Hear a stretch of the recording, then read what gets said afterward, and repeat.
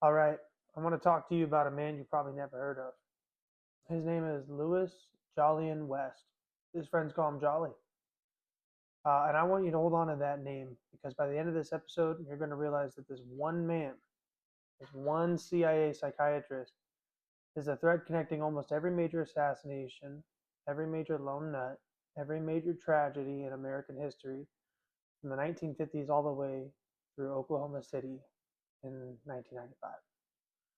Jack Ruby, Sirhan Sirhan, Charles Manson, Timothy McVeigh, Patricia Hearst, Jolly West was there every time. And I'm going to show you the receipts.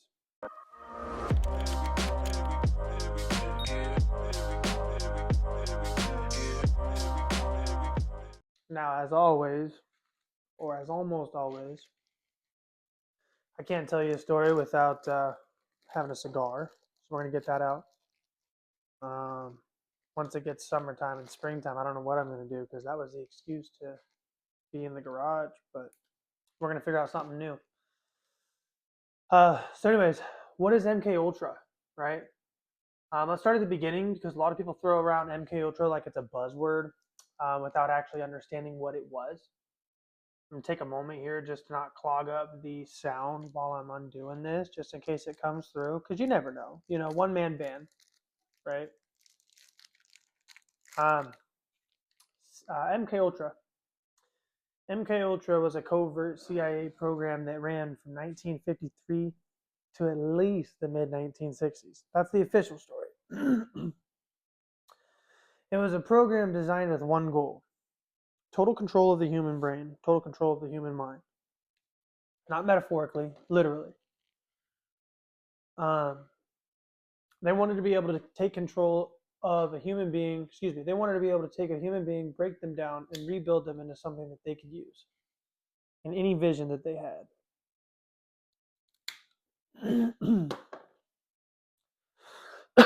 Now the question is how, right? Drugs, LSD, and not in the fun doses that people talk about doing when they're in college, right? They also talk about sodium pentothal. Pentothal, I think is how you say it. I'm not a chemist, okay?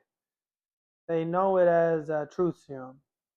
A lot of people don't even think that that's a real thing. They think it's just like a figment of movies, or otherwise it's just it's a figment, not real. Anyways, it's what they call truth serum. It's a real thing. Sodium pentothal caused hypnosis. I don't even know if I got this right. I'm trying to light this quickly, and I think that's my fuck up here. I'm telling a story while I'm lighting a cigar. That's half the battle.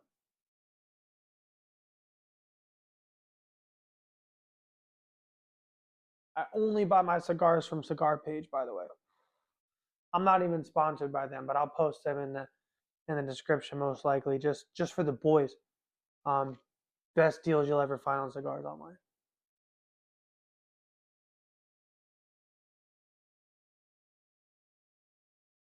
If you're trying to spoil your father-in-law, if you're trying to spoil yourself, ladies, if you're trying to spoil the husband, go to cigarpage.com. Good places to get cheap cigars. You get premium for the cheap. So let's talk about it. Hypnosis and electroshock therapy are some of the things that they did with these people while on drugs, right? Sensory deprivation, sleep deprivation,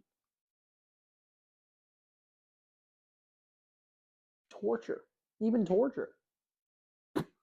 All of it combined, layered on top of each other until the subject's sense of self was so fractured that they would do whatever that they were told, and they'd remember none of it, okay?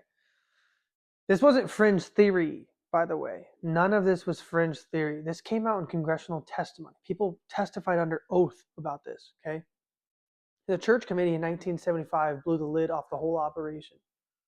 Over 80 institutions were involved, 44 universities, military bases, hospitals, prisons. They even set up actual brothels where they secretly dosed customers with psychoactive substances just to observe the effects. People died, people were permanently damaged, and not one person, not a single researcher, not one CIA official, nobody in power, nobody was ever prosecuted, not one. Okay. The man who ran it was Sidney Gottlieb. Some of you guys may have heard of him, some of you may have not. So I'll keep it kind of short and sweet, keep it on the spark notes.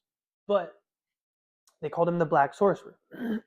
Now, his most valuable contractor, his most trusted operator in the field was Dr. Louis Jolyon West. Who was this guy?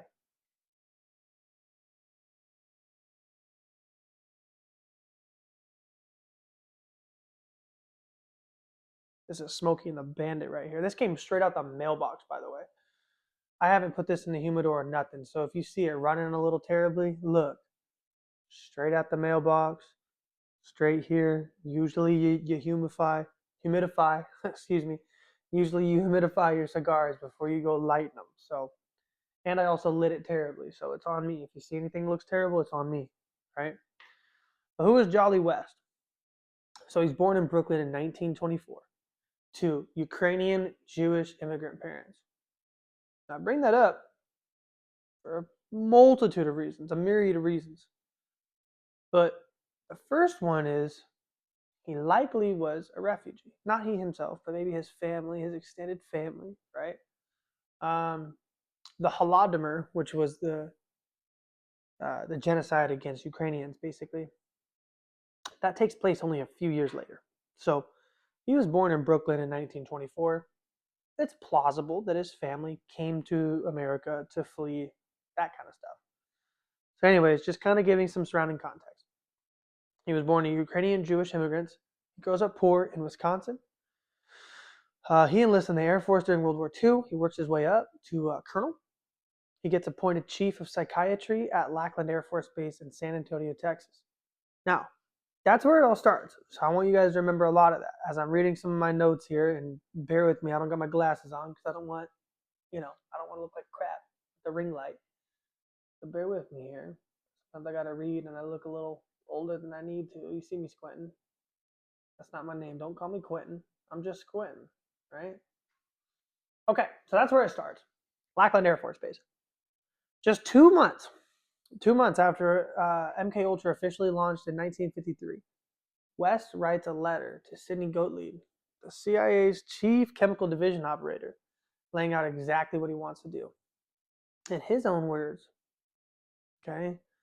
His own words, what I'm about to read. This letter exists. You can find it. If I can again, because that's my mistake, dude. When I do all this stuff, I just be free firing, and sometimes I don't be saving my links because I'm doing it all on my phone that I'm filming this on. Soon, I'm going to be getting a laptop. This whole stage in the game is going to be a little bit upgraded here in a bit. Just bear with me, boys and girls. You guys are going to like it. But anyways, if I could find this article again, or this letter again, I would post it. You have my word. Bear with me. Now, we're going to post that here. We're going to put that in the minute mark, so that way we can always go back. Now, direct quote. This is what he wants to study.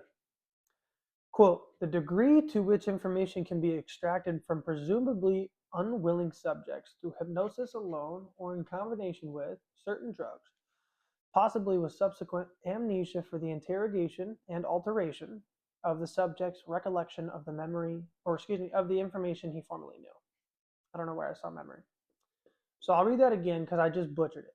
He wants to study, quote, the degree to which information can be extracted from presumably unwilling subjects through hypnosis alone or in combination with certain drugs, possibly with subsequent amnesia for the interrogation and alteration of the subject's recollection of the information he formerly knew. Okay? So he wanted to extract information from unwilling people. He says it in his own words. I'm not mincing words. I'm not making anything up. This is all him. Okay? That's what he wanted to do. And then he wanted to make them forget that it happened and change what they thought that they remembered. Now, this wasn't theory. This wasn't theory. This was a funded proposal. He got the grant. He got top secret clearance. He got $20,800, which, you know, to be frank, that was 7 years ago. So this is a lot of money. I don't know what the direct calculation is of that today, but we'll assume it was well over 100 grand because it probably was. If we'll say money doubles every 7 years, boom, boom, boom, boom, yeah, it was well over 100 grand, right? Anyways, a lot of money back then, serious grant money, and he went to work, right? He got 20K and he went to work. So you need to remember that. You need to keep that in mind. Okay. And this is where it starts to get dark. So bear with me here. This is where it starts to get really freaking dark. Now we're going to talk about the first victim. His name is Jimmy Shaver.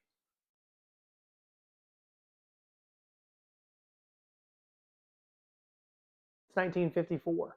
Lackland Air Force Base. Already brought that up. Lackland Air Force Base, San Antonio. Now,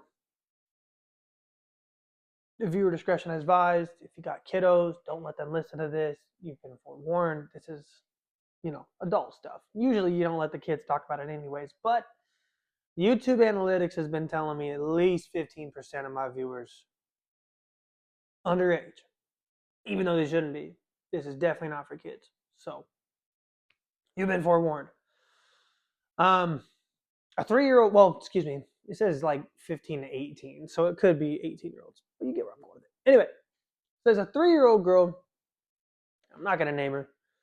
I have it in my notes, but I'm not going to say that. A 3-year-old girl was raped and murdered in a gravel pit just outside the Air Force Base, right outside the fence, just over the fence. An airman named Jimmy Shaver was accused. He has no criminal record. He has no history of violence, no history of mental illness. Witnesses who saw him after the crime said he seemed, quote, high. He had no memory of the incident whatsoever, and he said he could not explain it. Guess who gets called in to evaluate him? Charlie West.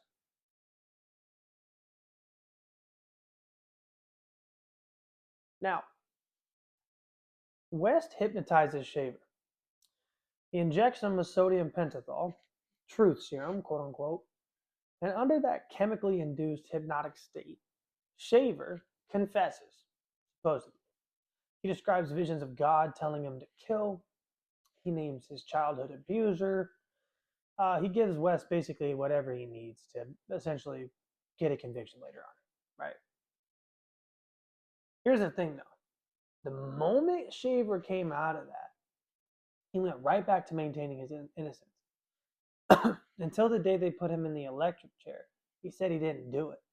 Like the dude from Polar Express style. I didn't do it. I didn't do it. I didn't do it. I didn't do it. Like, very much did not remember this whole situation. The only evidence of guilt came from a drug-induced confession that was basically a hypnotic trance administered by a CIA mind control researcher. True story. Take it to the bank. Now, the records from Lackland Air Force Base from that period, the files for patients with the last name starting with SA to ST, gone. Completely vanished.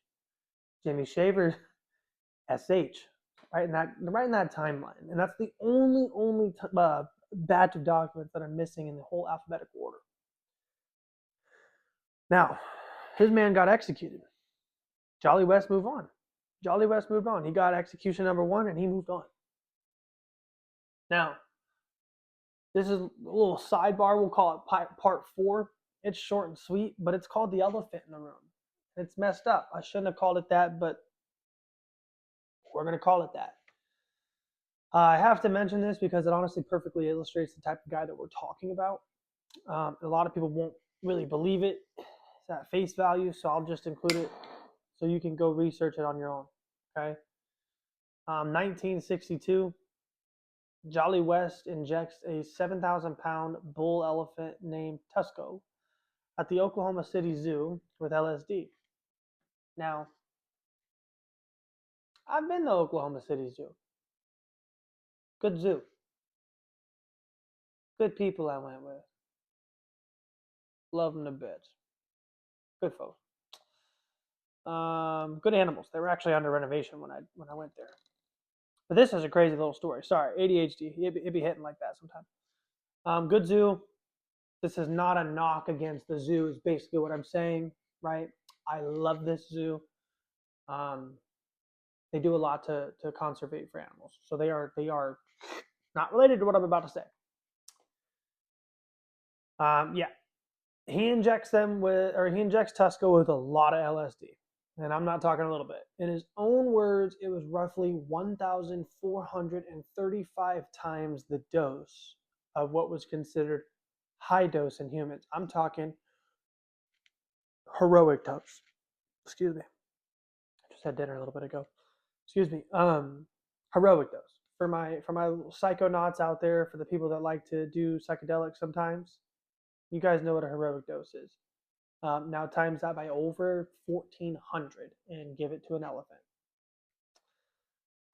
Tusko collapsed within minutes. He had a bunch of convulsions. Died within about 2 hours. So this is the guy that we're talking about. Just blatant animal abuse for the sake of research, right? What was his reason that he wanted to research? He wanted to see if LSD would trigger a state of aggression in the elephant. Okay, this is the man that the CIA trusted to experiment on human beings with drugs that were just barely known to man at the time. Barely known to man.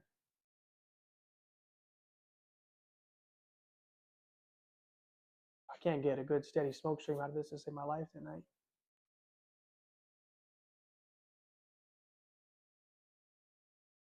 There we go. See, but now it was too hot. The flavor was bad. Not a knock against Cigar Page, by the way. All self-induced. We've been over that, but I gotta say it again. Self-induced. Should have put it in the humidor. I wanted to smoke a cigar. It's like that sometimes. My fault. Now that we talked about Tusko, let's get into the more serious stuff. Because as sad as animal abuse is,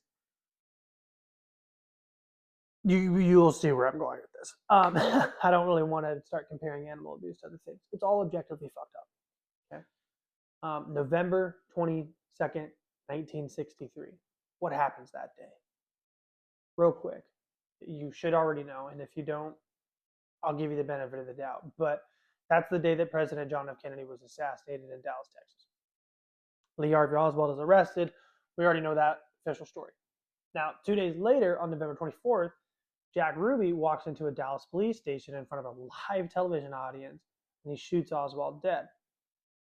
I'll try to find that and post that here if I can, which I should be able to, because it's not like it's gory or anything, but we will see, right? We will see. Being let out by Captain Fritz. There is the prisoner. You have anything to say in your defense? Shot. There's a shot. Oswald has been shot. So anyways, that was the one man that could have talked about the whole assassination, because supposedly that was the man that did the assassination, right? So the one man that was supposedly involved, he's now gone. And I've talked about him a little bit. Lee Harvey Oswald also shot and killed J.D. Tippit. J.D. Tippit is actually the one that shot and killed JFK. So he's dead, and now Harvey Oswald is dead. Right. You see where I'm going with that. Now, flash forward to April 1964. Who shows up in Jack Ruby's isolated jail cell? Who shows up for a psychiatric evaluation? Charlie West. All by himself, no witnesses, technically off record. Before West's visit, everybody who had spoken to Jack Ruby, said, and I'm talking everybody, like lawyers, other cellmates, psychiatrists, people that had already known him, they described him as perfectly sane, coherent, sharp.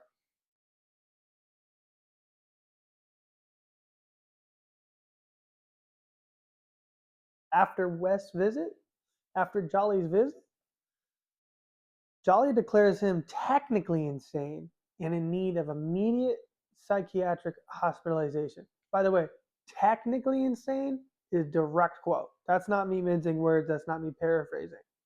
Direct quote. The one witness now remaining to the Kennedy assassination who might have known something is now legally crazy on a technicality, right? And I'm not even going to get into the dozens of witnesses that died after the Kennedy assassination that were in Dealey Plaza that day. There's a big list. You guys can Google it. I think that's on Twitter. There you go. So now West never disclosed that he was a CIA contractor for that situation. He just showed up, he evaluated Jack Ruby alone, and then he walked out with a diagnosis that effectively neutralized him. Now, Jack Ruby died in prison in 1967. We talked about that a little bit. I said before that the official story, I think, was that he died of like cancer or something like that. Or he claims that he had gotten cancer. I forget what I said. I'd be saying shit. But the notes now, right? He claimed that he had been injected with cancer cells. And most people laughed it off. People still think about that to this day, and they still think it's a crazy analogy. But it's not the first time people have made that accusation. I'm also not so sure anymore based on the amount of people that Charlie has been involved with killing or overtly killed. I'm just going to say overtly killed. Now we're going to get into Charles Manson. Because, yeah, dude, he's tied to everything. Okay? Literally, Jolly West is tied into everything. Even after he's dead, what he researched ties into stuff today. Okay? Which we'll get to. That's the whole point of this episode. So in 1967, Jolly West arrives in San Francisco's Haight-Ashbury district. Now, those who know. This is the height of the hippie era. Like the height of the hippie era. This is where all of the free love, this is where all of the, the stuff happened, okay? He sets up what he calls a research apartment. But it's basically a laboratory disguised as a hippie crash pad with 6 of his graduate students dressed as hippies studying counterculture. At the same time, he takes an office at the Haight-Ashbury Free Medical Clinic. Now, Charles Manson, good old Chuck, he was a known regular attendant of that clinic in 1967.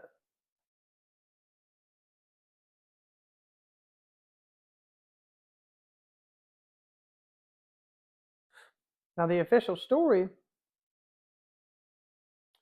this is a sidebar, by the way. There's an official story about Manson's racism. I mean, remember, this is the guy that literally etched swastika on his forehead, right? His eventual neo-Nazi ideology, it said that was a calculated move to consolidate power over his followers. It was a manipulation tactic, they said. That's even what his prosecutors said. That's what the documentaries say. A lot of entities say that. But let's think about things differently for a minute. Let's just do it. And again, prefacing everything that I've always prefaced. You guys know who I am. Okay? I feel like Kanye West right now. I'm not going to say what kind of doctor it was. Those who know. That's elite ball knowledge right there. People that know, deep internet knowers will be knowing that one for sure. Oh, that's karma. I dropped my cigar. Now, the thing about the red hat that drove me to a point of exhaustion, which was misdiagnosed by I'm not going to say what race, what people, doctor, and what hospital, and what media it went to. We know I can't say that. It was a Jewish doctor. The official story was his racism was a calculated move to consolidate power. Okay, but let's think about it differently for a second. I told you who Jolly West was, where he came from, who he is. Here's a man, right? Manson, not West. Here is a man who went through CIA-adjacent research programs, who was exposed to experimental drug protocols, who came out the other side a fundamentally different person. Paranoid, violent, convinced of a coming race war. He's convinced of a coming race war. And the official explanation is that he chose that as a branding strategy. I got a book for you to read. It's called Tom O'Neill's Chaos. Charles Manson, the CIA, and the Secret History of the 60s. 20 years of research, O'Neill got into Jolly West's personal archives. Okay? True story. Well, I mean, if you take the author at his word, at least. True story. Now, I'm not going to make my own conclusion, but I'll put something in front of you.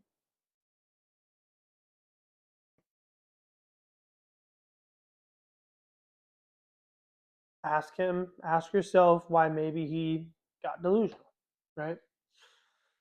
Why he started hating a specific type of people, right? Drug-induced psychosis is very real. If it makes you turn into a piece of shit, I wonder why. Now, the Manson and Jolly West connection isn't airtight. O'Neill says that himself. But the circumstantial web is dense enough that you can't miss it. Charles Manson was there. Jolly West was there. The clinic was there. The drugs were there. Okay? And I've already provided enough evidence before all of this. Enough for you to at least be like, okay, Charles Manson is involved, right? What came out of that period was produced some of the most sensational murders in American history, by the way. I mean, we're talking about murders that terrified the country, discredited the counterculture movement, and they handed law enforcement a mandate for expanded power, which we can all agree is terrible.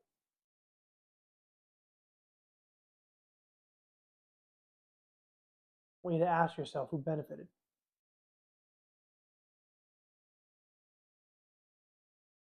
Now, let's get into Sirhan Sirhan and RFK. You guys really thought we were getting done with, I mean, we got case after case after case after case, and I'm rapid firing these because I want you guys to do your own research, right? I'm doing it short and sweet so you guys can do an hour of your own on each one of these. There's videos. The point is we're putting stuff in front of you so we can get the discussion on to the next point topic. Which we're about to be there. Okay, so Sirhan and RFK. We're going to flash forward another year here. It's June 5th, 1968. RFK just won the California Democratic primary. He's heading towards the presidency.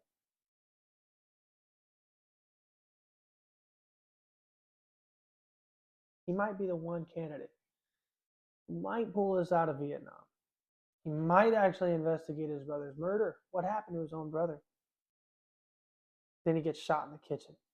Gets shot in the kitchen at the Ambassador Hotel in LA. It's kind of smoky here. God damn. Now, Sirhan is grabbed at the scene, gun in hand, open and shut, right? Caught red-handed. Literally had the smoking gun. Except. Welcome to my usual Tuesday night. I'm just kidding. I'm actually just gonna show you something. It's really cool. We're called Spore Busters, and I found the stickiest, grossest things I could in my pantry so I could show you how legit Spore Busters is. This is our sample right now. I'm just testing it out, but wow, I am absolutely amazed. A lot of us have these normal everyday products under our sinks right now, but they are full of toxic ingredients. Throw it all in the trash. Spore Busters is made of non-toxic ingredients, smells amazing, and cleans better. Multiple witnesses described Kennedy's wounds as coming from behind. Fired at close range, and Sirhan was immediately in front of him, however, several feet away, probably 20 to 30 feet away. Not close range like what the official autopsy shows. A police officer who grabbed Sirhan immediately said he had a blank, he had a quote, blank, glassed over look, like he wasn't in complete control of his mind, end quote. Author George Plimpton, who helped tackle Sirhan, wrote that in the middle of total chaos, Sirhan's eyes were, quote, dark brown and enormously peaceful. To this day, Sirhan has no memory of the shooting. None. Not the hotel, not the gun, not Kennedy. The only time he's ever recalled anything about this is under hypnosis. And under hypnosis, he describes going into what he called range mode. Quote, believing he was at a firing range, seeing circular targets in front of his eyes. I want to kind of sidebar this and state that RFK Jr., you know, the one that some of you guys hate to bits, Scout's Honor, I voted for him. I think we're well beyond voting at this point with all that's come out in the last 2 years. Let's put that all to the side. But anyways, RFK Jr., he doesn't think Sirhan is the guy that killed his father. I'll repeat that. The guy that survived the shooting, and he was there that night. I want to preface that too. RFK Jr. was there that night. It's his dad. He just won a campaign trail. He was like 14 at the time when this happened. RFK was there.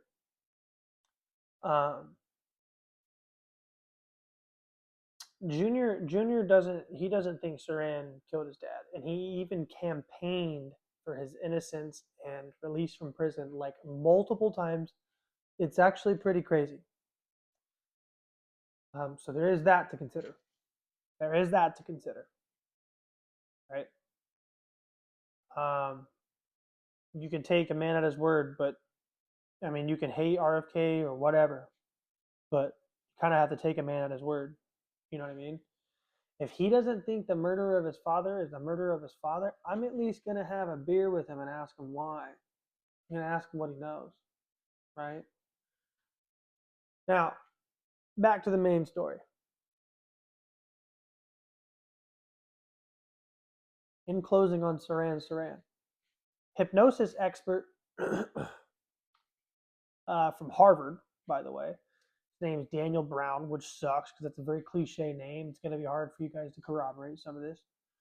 But hypnosis expert Daniel Brown, he's got 4 textbooks on hypnosis, over 6,000 subjects in 40 years. He spent 60 hours with Sirhan. He called him one of the most hypnotizable individuals that he had ever encountered. Yeah. His conclusion, Sirhan was a true Manchurian candidate. Now, Manchurian candidates, I don't have the time to go into Manchurian candidates at this time, but I'll post a little thing here.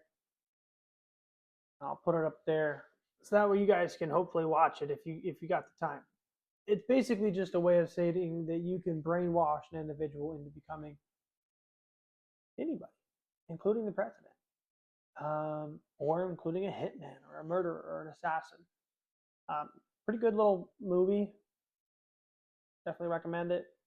Scary as shit, but it's good. Now, back to the story. Who evaluated Sirhan? I'm not going to say who it was. I'm not going to say what type of doctor it was.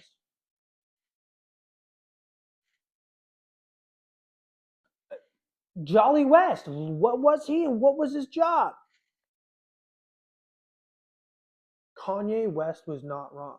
And I say all of this as a Jewish man. So don't be coming for me in my comments, people from the algorithm, okay? Welcome in.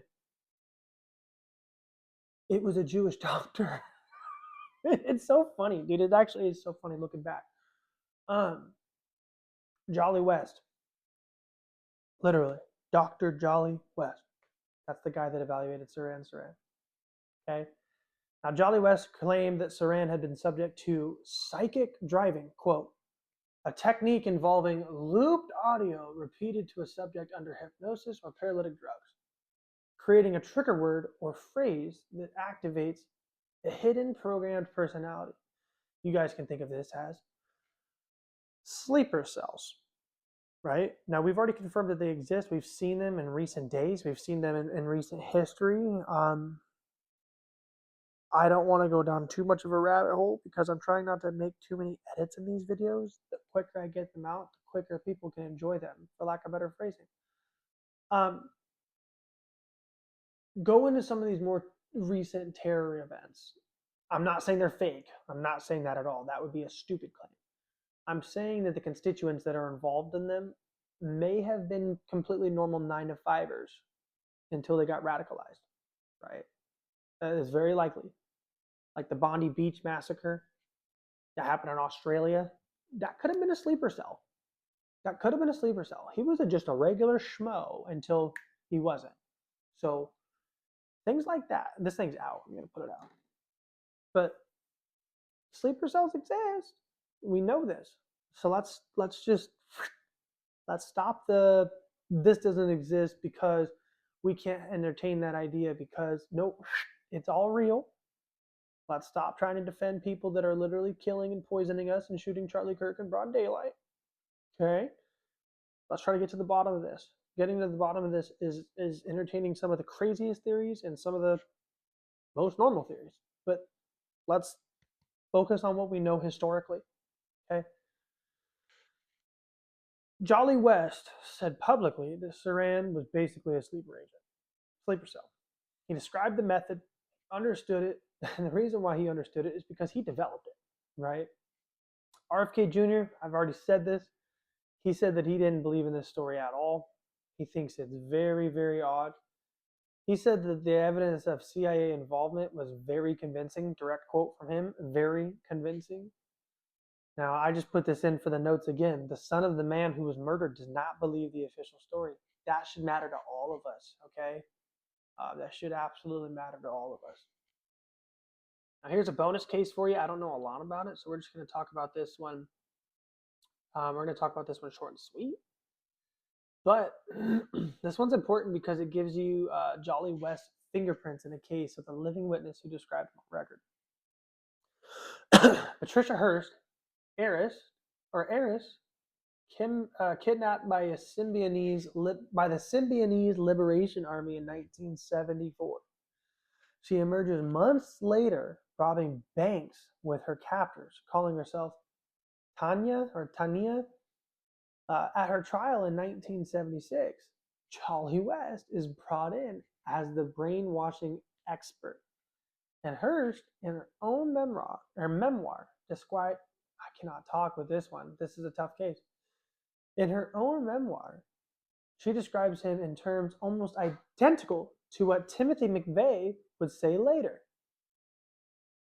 Yes, Timothy McVeigh is involved in this story too. Cheers. He would say the same things later, independently, without even knowing what the other said. Because, of course, these cases were separated by a lot of time and a lot of distance.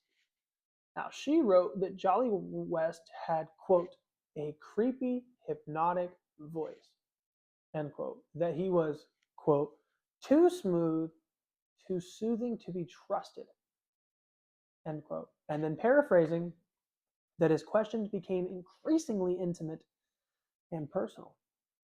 Timothy McVeigh said almost the exact same thing, word for word. Two completely different people, different decades, different circumstances, same description. Now that's not coincidence. We don't believe in that on this show. We don't believe in coincidence on this show. That's a pattern, my friend. Now let's get into him ourselves. Timothy McVeigh. Now, if my mom is watching this episode, she'll affirm my dad was a little bit obsessed with this guy. Not in a bad way. He was just very, very interested in knowing what the hell made him click. And rest in peace to my dad, because obviously I don't think he got to know what we know now about the situation. But Timothy McVeigh, on April 19, 1995, he had a little explosion. The Alfred P. Murrah Federal Building in Oklahoma City was destroyed by a truck bomb.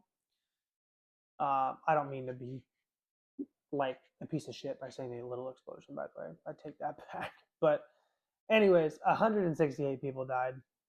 19 or I think 20 children, 19 children I think died. It was objectively a really, really fucked up situation. I think before 9/11, it was the biggest terror attack that had happened at the time. Yeah. So there's that to kind of think about. I'm sorry, I made a joke about that. I should have done that. That was fucked up.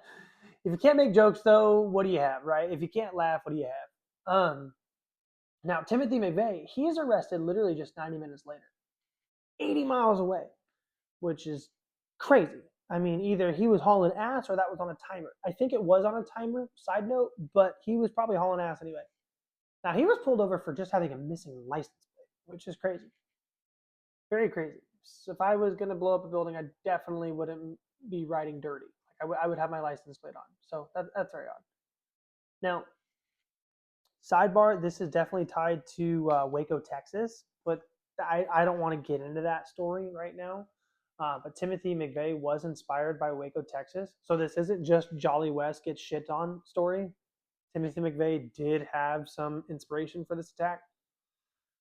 But before the trial, before the investigation is even complete, on the day of the bombing itself, which is pretty coincidental if you believe in those, on the day of the literal bombing, Jolly West appears on Larry King Live to tell America that Timothy McVeigh is, quote, a lone nut, which is a phrase that he likes to land on a lot with these things, okay? Before he's even spoken to the guy, this is his consensus on him. He states to the public that he's a lone nut. We don't have to worry about there being a repeat attack, any of that. He's already on it. Now then, Jolly West becomes Timothy McVeigh's evaluating psychiatrist. He visits Timothy McVeigh in prison 17 times on record. So that means 17 times or more, okay? Now, why does a lone wolf bomber need 17 visits from a CIA mind control psychiatrist who had already basically diagnosed him on TV? It's open and shut. He already said he's a lone wolf. Why does he need to visit him 17 times then? Why?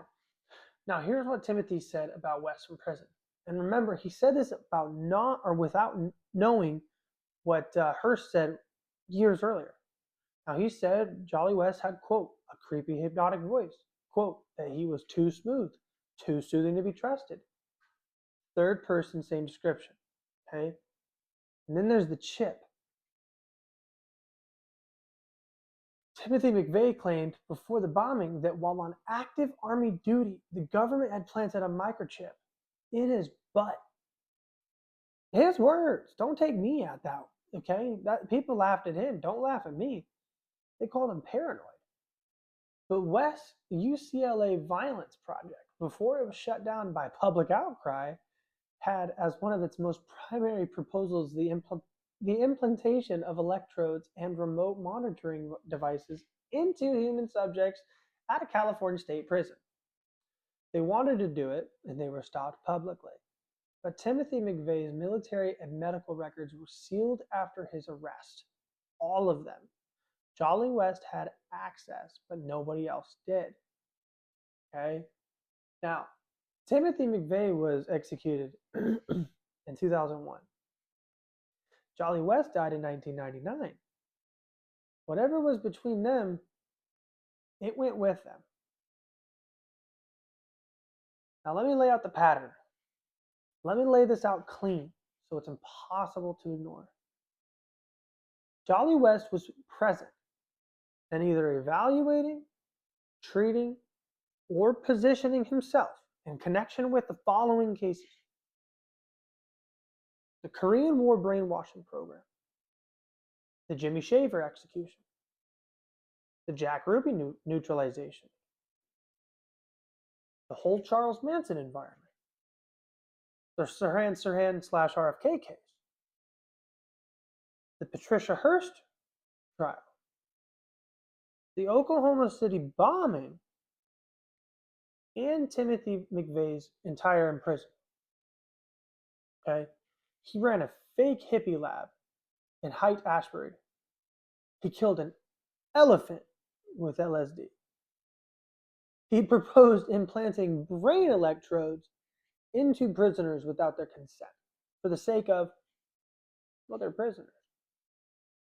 He co-directed the Cult Awareness Network with Margaret Singer, the same network that had a direct hand in the Waco siege, which was Timothy McVeigh's stated motivation for the Oklahoma City bombing, which I talked about a second ago, right?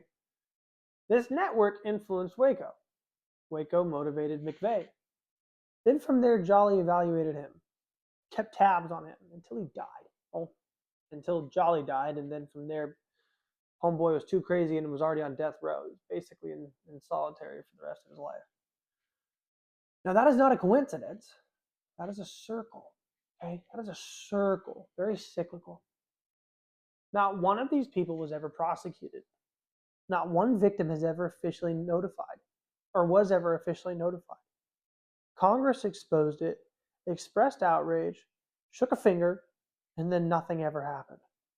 The program officially ended. The men who the men who ran it retired comfortably. And the methods, the drugs, the hypnosis, the dissociative programming, that didn't disappear, my friends. It just got quieter. It just got way, way, way quieter. Okay? Which that now brings me to today. Tyler Robinson. Tyler Robinson. Good old Tyler Robinson, the guy, the media, and it's a perfect storm, right?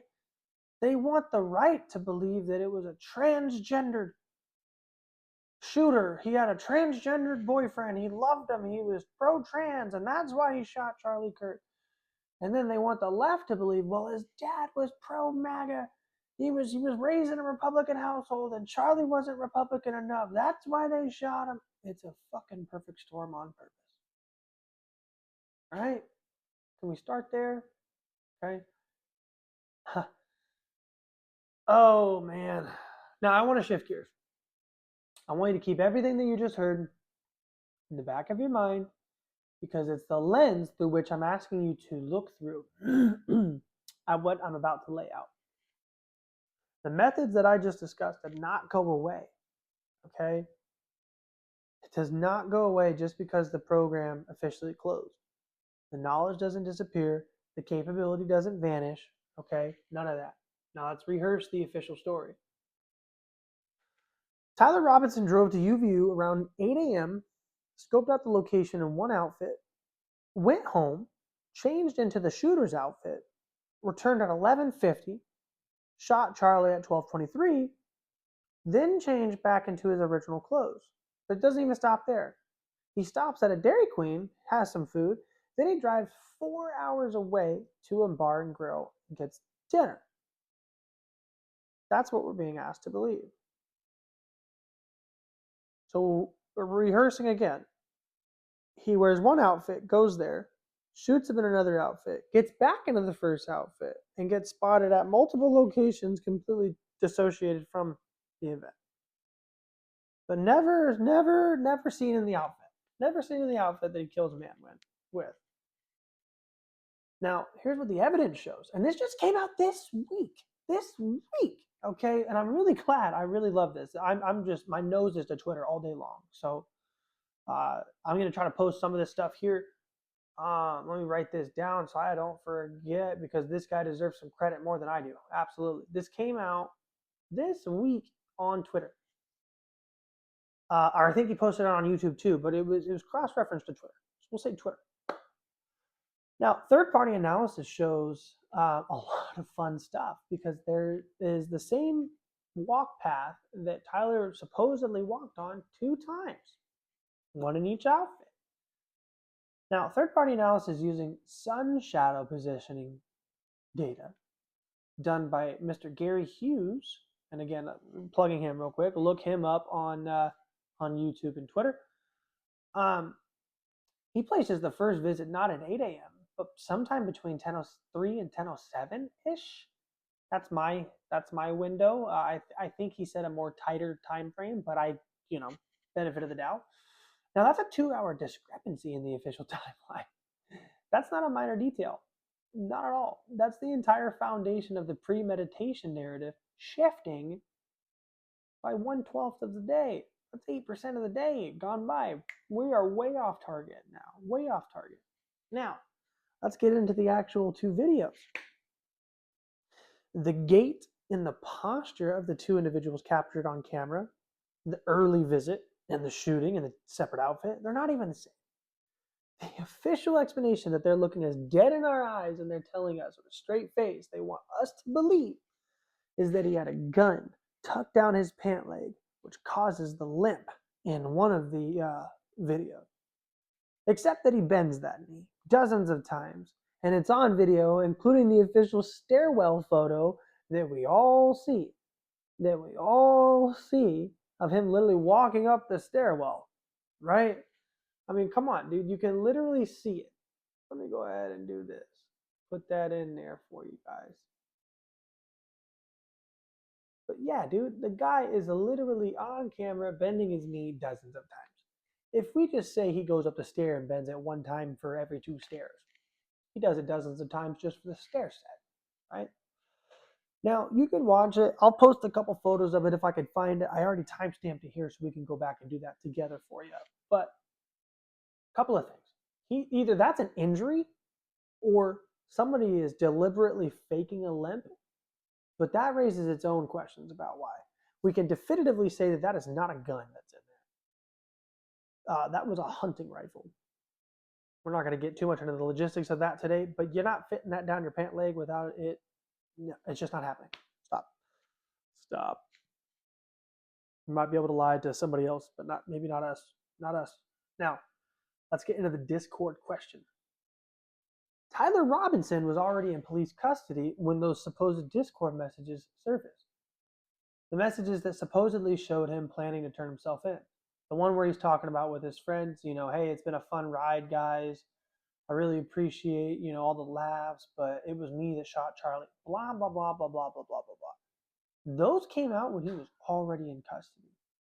And this is official story. Like, you can actually just look at what the FBI has given us, and the data that is timestamped from Discord, they objectively do not line up. I think the overlap is by 2 to 4 hours, depending on when Tyler was actually taken into custody. And I say that because just because somebody's cuffed does not mean, that they're actually processed within the system. There's a lot of delay with that, of course. But for the people unfamiliar, giving them that just, 10-second thesis, if you will. Now, if he's already in custody, who the hell sent those messages? Who had access to his account?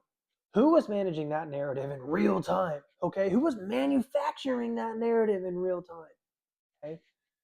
Now let's get into the camera, the neighbor, and the candidate. That house that captured that sun shadow footage that I talked about earlier, that captured that critical timeline footage, it belongs to a property next door to Phil Lyman. Now, I'm not here to slander a guy or put his name through the mud, so we're just going to state that clearly. But he is a prominent local name. He's a very significant man with local real estate. He's well known in the community. He's a hotshot, if you will. He owns a lot of real estate in that one neighborhood as well as the neighborhood surrounding. Very wealthy, and he's very well off. Now, he's also somebody by multiple accounts acted very strangely in the aftermath of this story.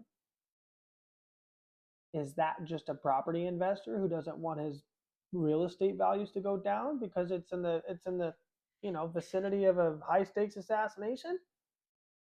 Did he know something with foresight? I don't fucking know. Excuse the French, right? I don't know. But I do know that we need to ask some questions. What's crazier is this guy's now running for political office. Okay? I'm not telling you what to think. I'm just telling you what the evidence shows and what it doesn't show. Now, the official timeline has holes in it large enough to drive a truck through. Okay? The digital evidence has serious questions around its chain of custody, and the physical evidence on camera contradicts the explanation that we have been given. Okay?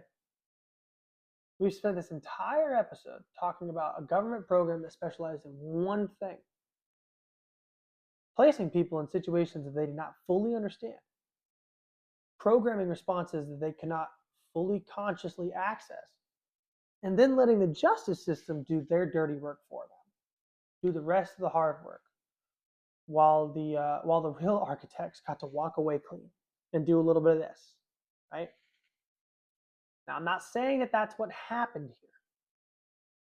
I'm just saying that once you know that that capability exists, once you've seen it deployed across 50 years of American history, I feel that you are obligated to ask the question. Because the alternative is just trusting this timeline. And we've seen where that gets us. Now, the sources that I've laid out today, they'll be in the show notes. I'll put them in the description, everything that I can find. I'll just be frank. A lot of it's just Twitter diving, and people are cross-referencing their own things. So I hate to be frank. Not a lot of it's going to get posted in the description. But a lot of this, you can just literally get online. I hate to say that and say do your own research on this one, but like Jolly West's FBI file, for example, it's on the Internet Archive. It's free, public domain. It's a government document. Same thing with the church committee report. And then there's some other stuff too. Let me see. I have to re-show you guys the Chaos book. I'll just post a link to that probably to Amazon for you guys if you want to get an Amazon link to that. I'll post Gary Hughes' Sun Shadow analysis. But listen, do your own homework. That's all I've ever asked. Okay, I've actually said it pretty literally. Homeschool your kids, right? Do your own homework. Pull your kids out of public school. Stop paying your freaking taxes for being ruled by pedophiles, man. I don't like it. I don't like it. Now, if this episode made you think, please share it. I'm starting to really finally hit some people's algorithms. I appreciate everybody that really watches these things. I've doubled my subscribers in the last month and a half. I've really started to churn here. So I appreciate everybody that's new here. I appreciate everybody that's watched this. But if this episode made you think, share the heck out of it. Regurgitate it. Put it everywhere. Put it on Twitter. Put it on your Facebook. Put it in front of people. I don't care. Please get it out there. The only thing that keeps any of this buried is the assumption that nobody is paying attention, okay? We are paying attention. Have a good night.